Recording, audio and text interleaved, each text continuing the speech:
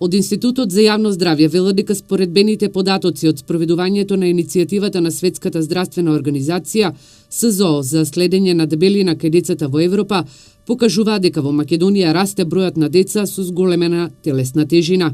Имено процентот на машки деца со вишок килограми од 2010 до 2016 година пораснал од 37,9 на 39,4%, а кај девојчињата од 31,5 на 32,9%, ако во 2010 година биле дебели 19,5% од момчињата, во 2016 година овој процент се зголемил на 20,5%, кај девојчињата кои се соочуваат со дебелина, процентот пораснал од 13,1 на 15,2%. Лошата исхрана и слабата физичка активност се најголемите виновници за епидемијата на зголемена телесна тежина и дебелина во светот.